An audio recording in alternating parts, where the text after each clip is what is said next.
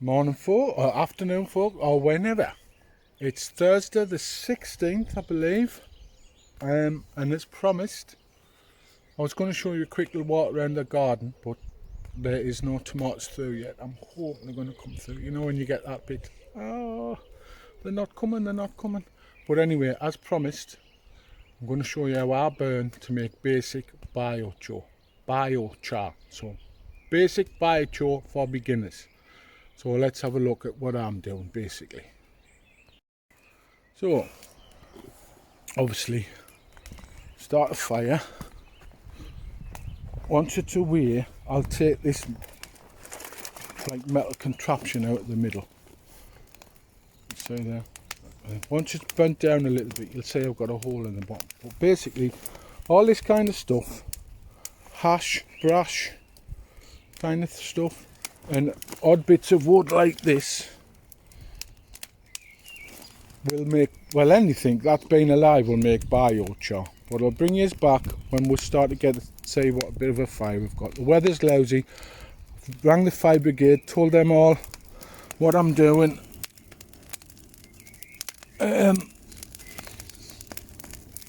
Took notice of me local bylaws and what have you, and me local allotment association laws and rules.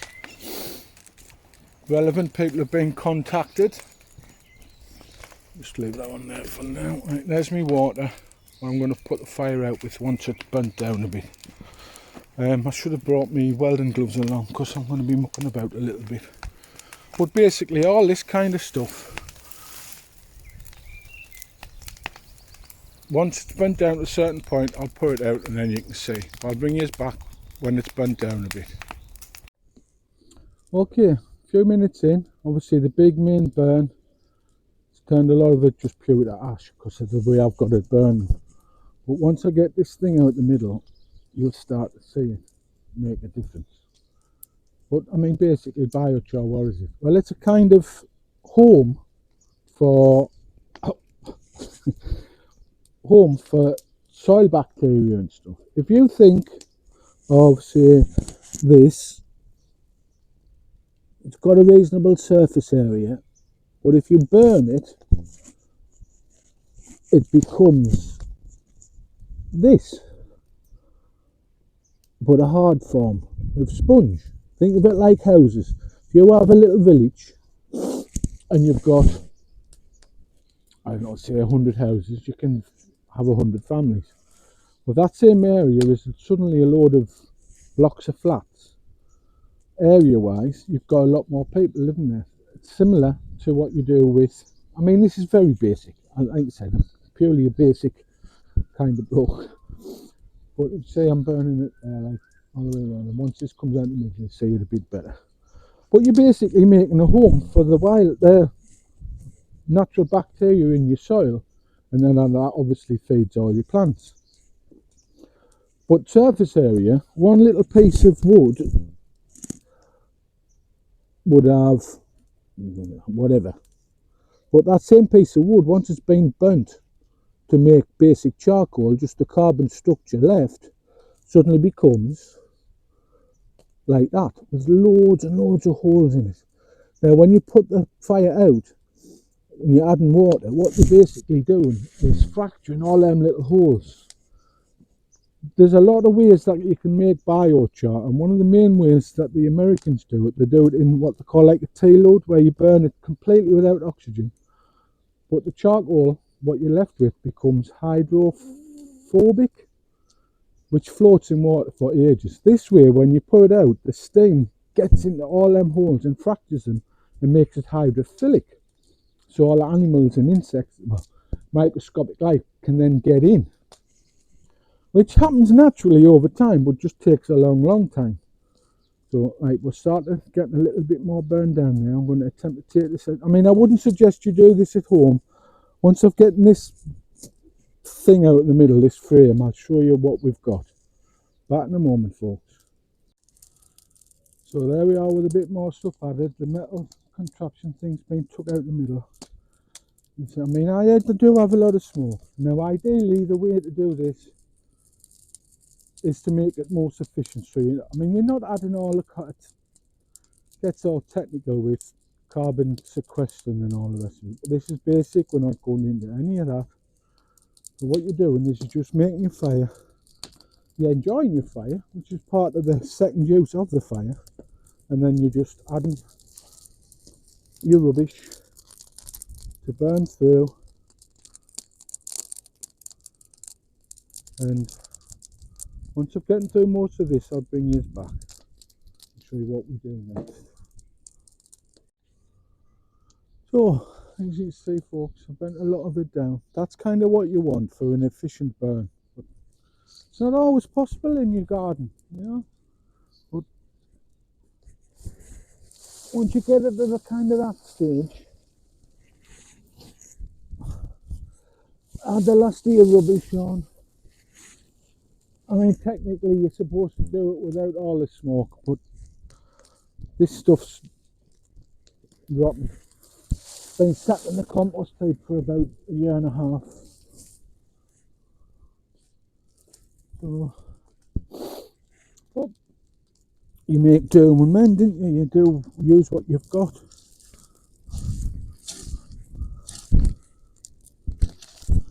So, I mean, charcoal, I hope you can hear it, I've got the mic on.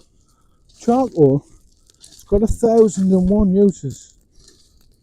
And, well, it all stems from the Amazon basin, where the local Amazonians used to use whatever way they did. I think it's like they went to the toilet in a pot, covered it in burnt rubbish, and realising the charcoal, I think, got rid of the smell. And then all the pots were thrown in a certain place. They burnt a little bit more, it all broke up, exploded and what have you, burnt without any sort of flame, pyrolysis it's called, I believe.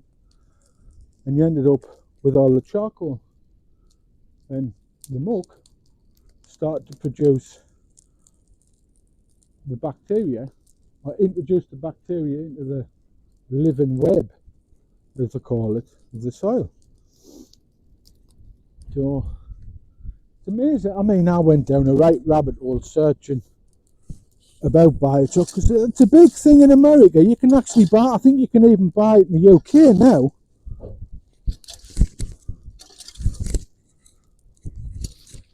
It's not cheap, that's why it's better to make your own. I mean, you don't need a lot, but I mean, if you're going to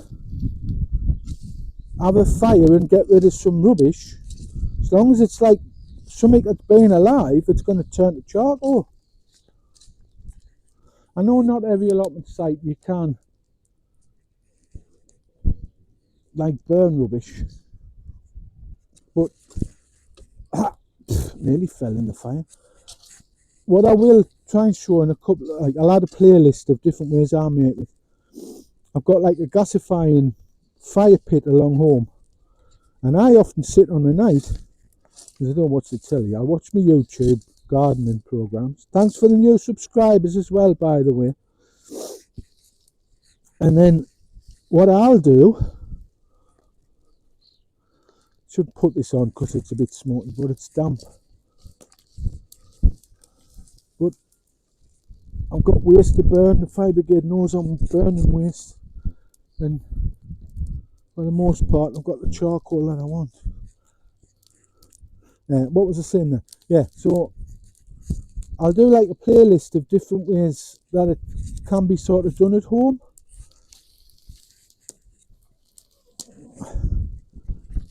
We've got a log burner. There's a great little way, and if I can remember, I'll put the link to the American fella. You can't see very well there. I'll put a link to the American fella who does it in his log burner. He makes tons and tons, well, quite a few, maybe it's a ton a year, just burning stuff in 2 tins with a hole in. That's done properly, and then he like puts it in a barrel with like feed and whatever, and then he makes it and then adds it to his compost heap. But if I can find it, I'll put the link to his video.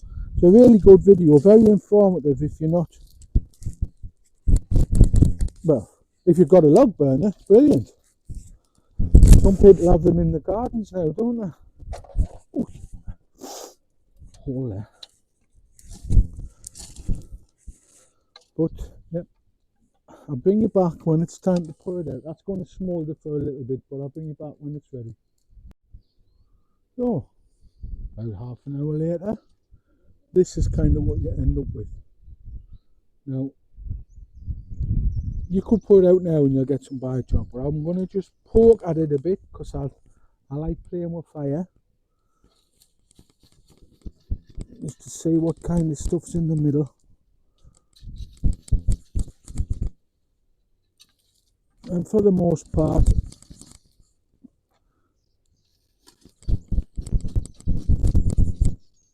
that's, obviously you've got a little bit of smoke still and a couple of bits that aren't burnt, but you can use them in the next fire. We'll let that smoke for a bit, just sit on there with some more of the smoke. Go and have a bit more of my coffee, I'll bring it back in a little bit. So, smoke's pretty much gone, and you've got a load of white ash all over the surface. Now, if you left that now, it would all burn down to white ash, and that becomes potash, which is great for tomatoes. But we want the charcoal. So what we do now is pour it out. Get ready for the steam, folks.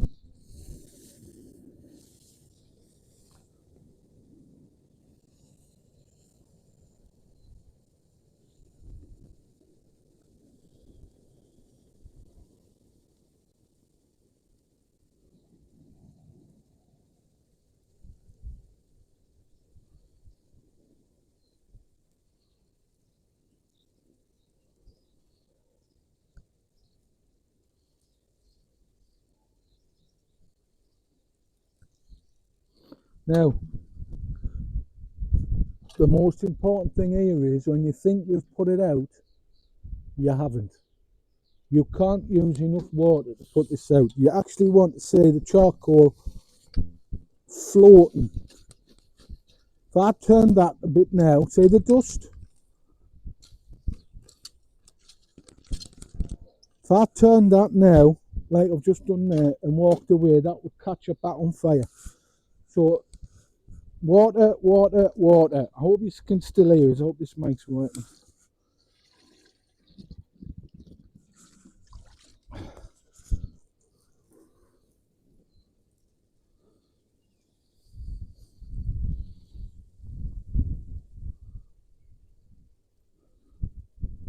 You actually want to go so far as to have a puddle.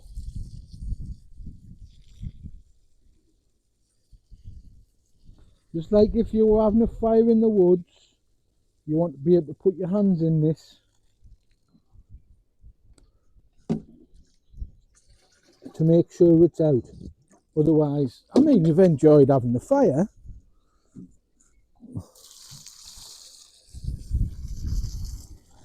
which is, if you like fire, it's good fun on its own.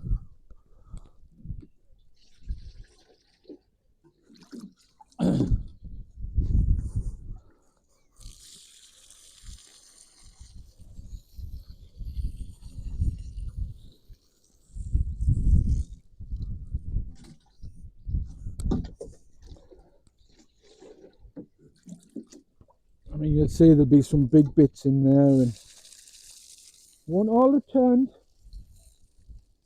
This is just basic, remember, and I'm by no means an expert.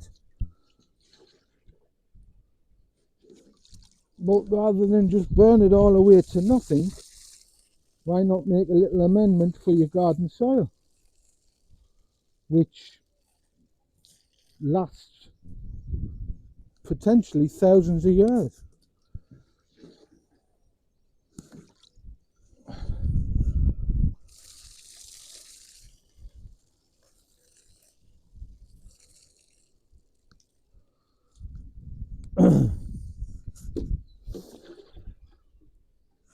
So like I say, what I'll maybe try and do is a few more videos of the different ways that I make it. I've got, like I say, a fire pit.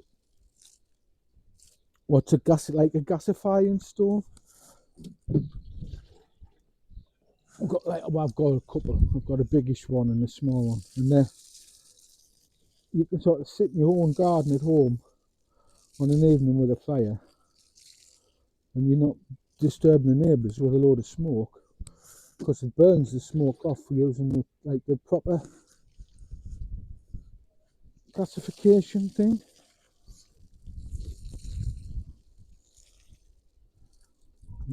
That looks, maybe I would think that would be out, but I am going to check.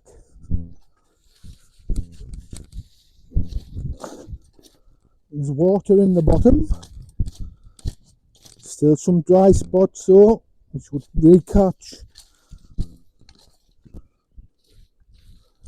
There's some dry spots just where my rake is.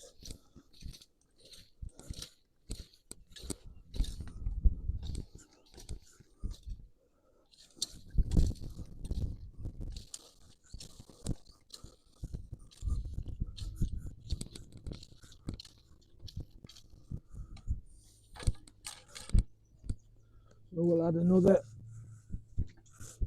sprinkling.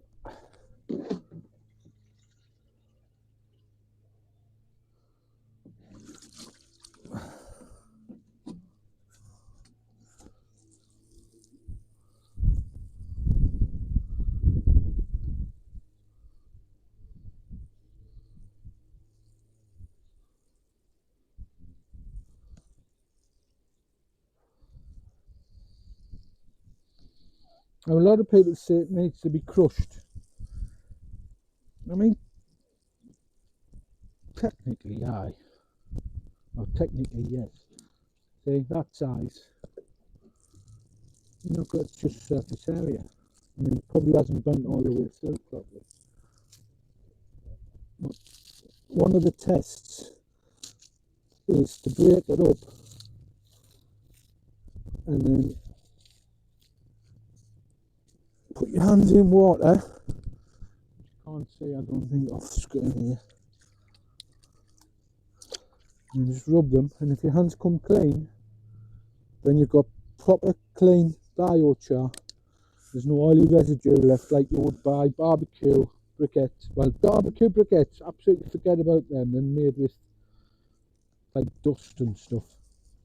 Lumpwood charcoal is being burnt, but not completely. So you can have a barbecue.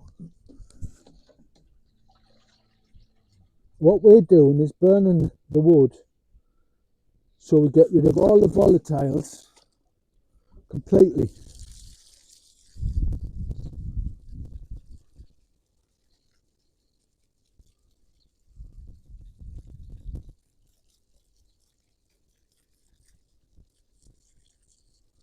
And we're left with just pure skeletal charcoal.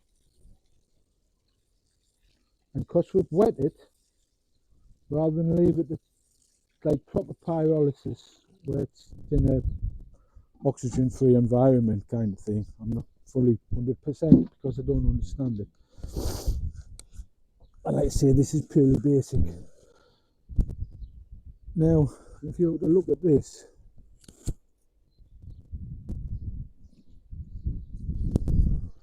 it's all soaking wet, and it's got all the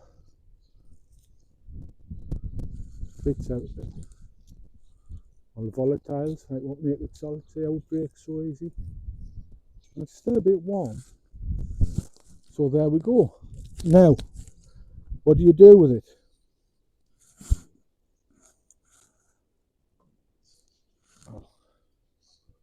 I'm going to put this in my charcoal heap, in my compost heap,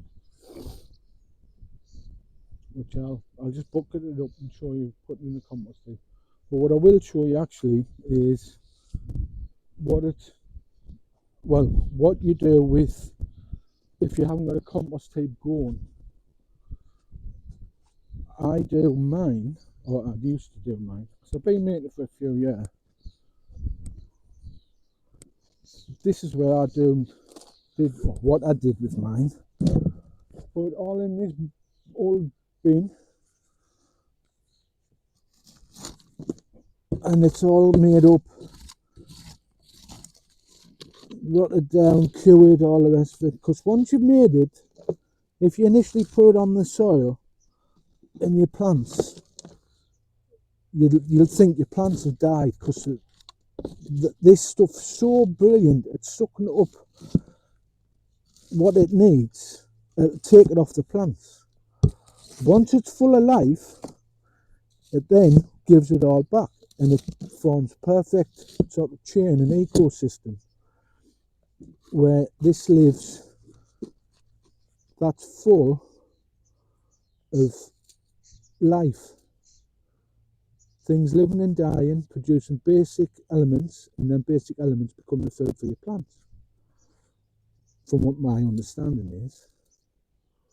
So there you go. Well, let's see, I'll do more videos and show you different things of how I use it. Well, like I say, I've had that sitting there about a year. It's had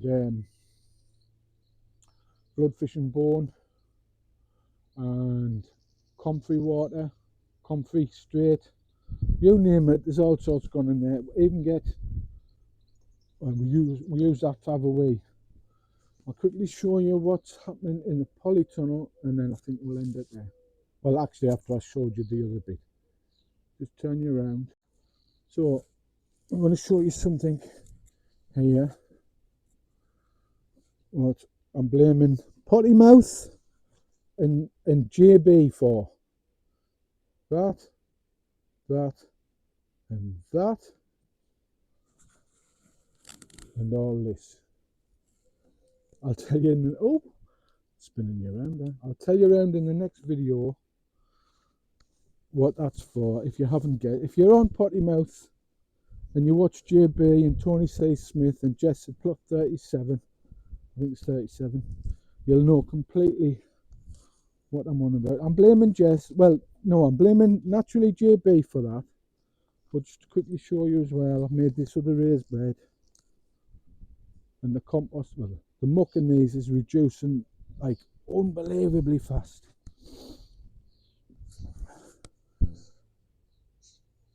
And stick your hand in there, and it's cooling down a little bit, but get down deep and it's still very, very warm. But I don't think they're the mushrooms you eat, to be fair. So unfortunately, can't get any mushrooms off this. But yes, very, very hot still. So I don't think I'll be planting that this year. But I'll show you what I do with that basic biochar, and then we'll leave it at that for this video, folks. So far, thanks for watching. I'll bring you back in a second. So there we are, there's the hole, still water in the bottom, and I kept checking it all the time. Some was still a little bit warm, but it's out.